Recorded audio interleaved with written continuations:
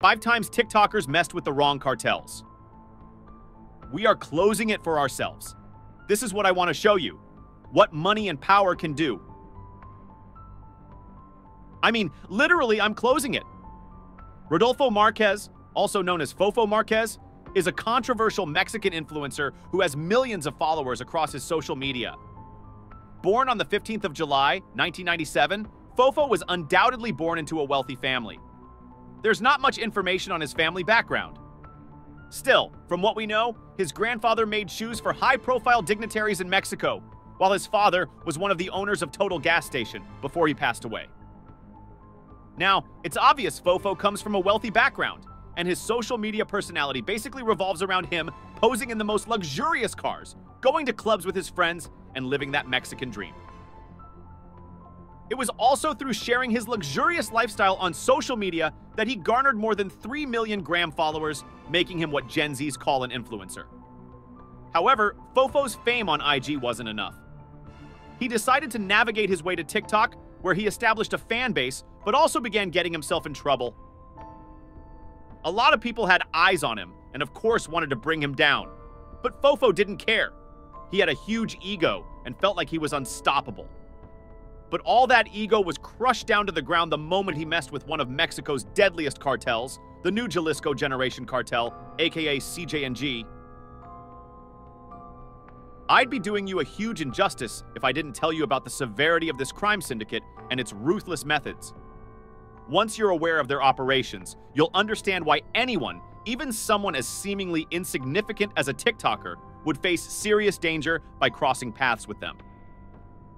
In fact, a number of TikTokers featured in this video have unfortunately encountered this very same criminal group, and I can't help but wonder why.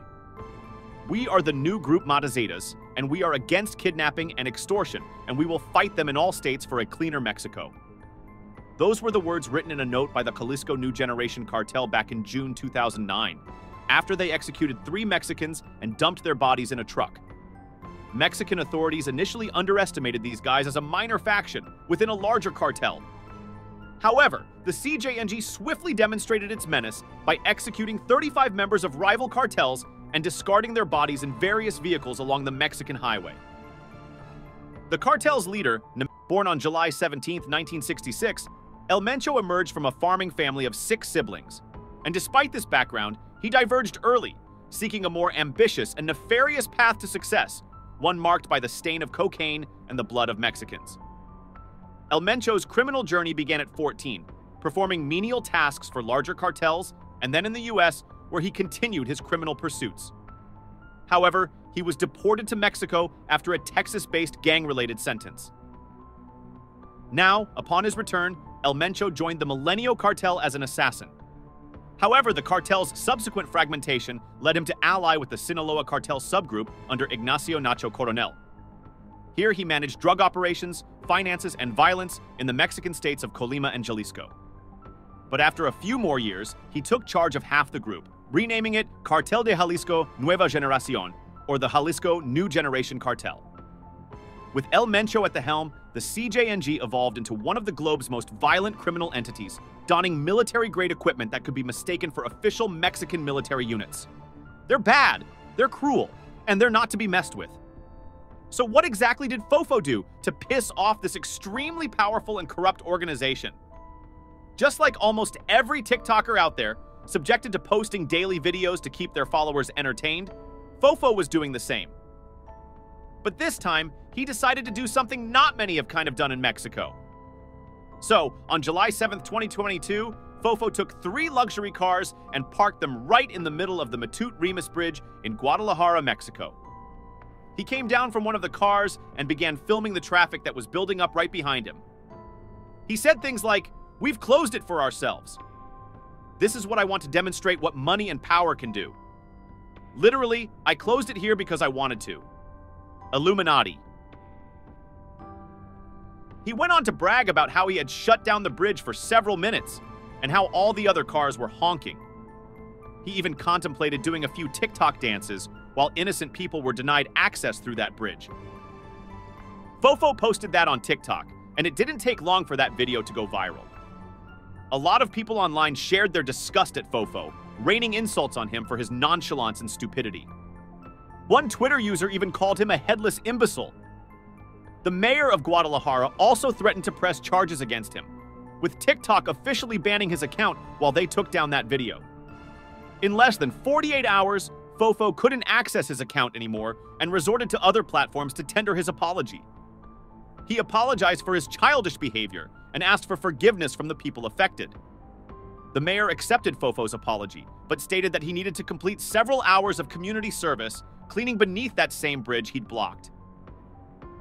Left with no option, Fofo agreed to do as he was asked.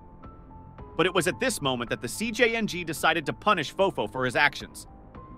Just when the smoke for his stupid video had gone down, the CJNG reignited the entire case with a message sent to Fofo Marquez. The message went viral on social media, and it was from an anonymous account named Gente con la Gente NG, which translates to people with the new generation. The message was also written in Spanish, but it roughly translates to this. Hello to all the people of Guadalajara. We are the Jalisco New Generation Cartel. As you might know, the influencer or scumbag Fofo Marquez dared to obstruct the flow of traffic on the Matut Aramis Bridge, which is an act that we don't tolerate. We'll not allow this animal to get away with this. We are in charge of Jalisco and all of Mexico. We would not allow you to come to Guadalajara and do this type of thing. If you ever step in Guadalajara, not you or your money would save you from us. Now, seeing how El Mencho and the CJNG as a whole are driven by intense violence, it could have been anyone who wrote that message to Fofo. Members of the CJNG believe that El Mencho should be feared and worshipped by Mexicans. So Fofo pulling such a stunt in a town under the direct control of El Mencho himself was an insult to El Mencho and his authority. Fofo is undoubtedly wealthy, but where his wealth stops is where that of the CJNG begins. These guys rake in billions of dollars annually and control a significant portion of the Mexican government. Their message terrified Fofo because he knew that no one could protect him if the CJNG decided to actually kill him. Once the message circulated, things got real. The CJNG doesn't make jokes, and Fofo knew this. He tendered an apology to him online and immediately ran back to his parents' mansion in Mexico to seek refuge. But being in that mansion wouldn't change anything. The family then hired armed security men to guard the house 24/7. But even with this, Fofo wasn't safe. The CJNG had taken down the deadliest cartel hitmen squads and even the battalions of the Mexican army in the past, so no amount of security could hold them down. Fofo was scared. He couldn't leave the house for days, stayed away from windows to avoid sniper attacks, and even carried a transceiver around so he could communicate if he was ever in danger. After a few months, Fofo finally returned to his life, but his actions against the authority of the CJNG altered the course of his life till today. However, as crazy as that sounds, this next teenager had the guts to insult El Mencho directly. Illuminati 6. Very strong words, right? Well, those were the words of a guy known simply by his TikTok handle, Illuminati. Before his account became private, he engaged his followers by accepting the dares they gave to him. And on that occasion, one user dared him to insult El Mencho, which he did. In the video, the TikToker wore a slacked black round neck and a black ripped pair of jeans and was carrying a backpack. He leaned on a light pole and said, "Listen well, you son of a bitch. El Mencho can suck my dick." He then says, "I don't sleep like El Pirata or El Chanito de Coyoacán," referencing two other social media teenagers that had been executed by El Mencho. He finished off the video by saying, "I'm immortal, untouchable. I made a pact with the devil. I came to give you fire, Mencho. I'm not scared to say this. I'll say this with the camera right here. Mencho can suck my dick." Wow. I mean, you have to applaud the guts of this little young man who felt he could insult El Mencho. When that video went viral on Reddit and Twitter, a lot of people felt he must have been a member of the cartel to have such confidence in those words. While showing his face in the process, different users said things like, "RIP in advance, this guy's going to get himself killed." And, "This is a tutorial on how to disappear." But for some reason, no word was heard from El Mencho or even the CJNG. Some rumors said that the teen wasn't based in Mexico, and that's why it wouldn't be easy for the CJNG to get to him. It was reported that he lived in Richmond, California, making it hard for the CJNG to even attack him, even if they wanted to. Plus, it would have been an attack on foreign land, further complicating things for their organization. So, the CJNG didn't respond. But there was a twist. A few days later, this teen uploaded another video apologizing to El Mencho for his words. He said, "I'm sorry for what I said. I wasn't well. I wasn't conscious of what I was saying. It was wrong. That day I woke up stupid. I didn't look at the consequences. I did that for followers. I ask for forgiveness. You and your family are well liked. Mencho, don't kill me. I have a family just like you. I apologize. We all make mistakes. I have psychological problems, sir. Just remember we like you." The internet went crazy with this apology video dropping. Because that was the same guy that had so much to say to El Mencho just a few days before. People started to wonder whether or not El Mencho made a personal threat to the teenager without everyone else knowing. Or did he just snap out of his little TikTok fantasy to realize who the heck he was talking to? And while we never got to know what happened behind the scenes, this TikToker just vanished. And his account was made private. There was a video of him posting on another TikTok account some weeks later. But apart from that, no one can say for certain what happened to this guy. So, do you think El Mencho killed him off silently? I mean, maybe he did. Who knows? Juan Luis, hailing from Mexico, gained internet fame under the alias El Pirata de Culiacán, translating to Pirate of Culiacán. Born in Sinaloa, Juan's upbringing was marked by hardship. His father's absence and his mother's limited work opportunities left him in the care of his grandmother, who could only do so much. Now, interestingly, his childhood neighborhood was situated just a few kilometers away from the domain of the renowned Mexican drug lord Joaquin El Chapo Guzman. However, Juan's path had yet to intersect with the world of narcotics until he opted to abandon high school and pursue a better life in Culiacán. Upon arriving in Culiacán, Juan took on various low-paying jobs to sustain himself, but concurrently, he developed an unhealthy affinity for alcohol. This habit of drinking permeated his work and leisure time, regardless of his underage status. And we all know nothing good comes from consuming way too much alcohol. But for Juan, it kind of did. His problematic relationship with alcohol propelled him to prominence. He established a YouTube channel where he uploaded videos of himself consuming copious amounts of whiskey and beer, followed by his reaction to becoming intoxicated.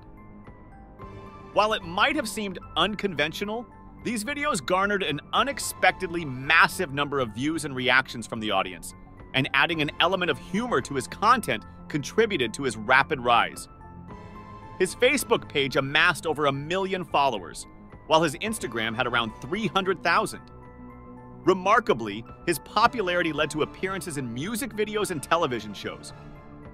But again, nothing good comes from consuming way too much alcohol. And Juan's sudden fame took a drastic turn for the worst. He started posting images on his gram that didn't sit well with the older demographic because he was just 17 years old at the time.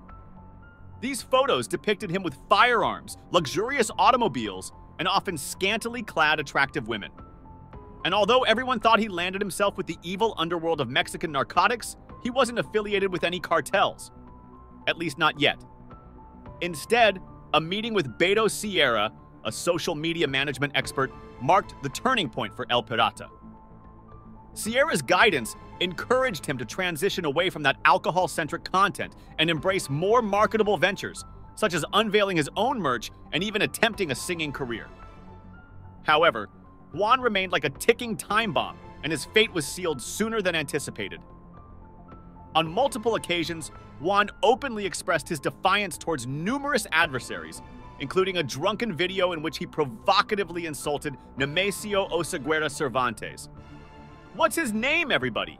El Mencho. He uttered these exact words, which carried a bold confrontational meaning in English, loosely translating to, I really don't get why these guys put themselves in harm's way, knowing how dangerous El Mencho is. Not even El Chapo's cartel dares to provoke CJ&G, and we know it's because of their extreme levels of brutality and violence. Yet these teenagers, maybe for a few likes or the eagerness to go viral on social media, see the need to call out a man that kills humans like flies. In response, a fair CJ&G issued a stern warning for Juan to avoid stepping foot in Jalisco if he wanted to remain alive. But Juan didn't care. He went ahead to host a party with his friends at a Jalisco bar. That was the moment CJ&G's Sicario sent them on an immediate journey to the afterlife, December 18th, 2017. Armed men stormed the bar where Juan was celebrating, and with a hail of over 18 bullets from high-caliber firearms, his life was abruptly extinguished in less than a minute. The numerous wounds inflicted made it so hard to even recognize that body. He was later identified by the tattoos on his arms. His death, rather than his life, became the subject of a feature in Rolling Stone magazine, focusing on his demise at the hands of CJ&G, and of course, the stupidity of challenging one of the most wanted men in the world.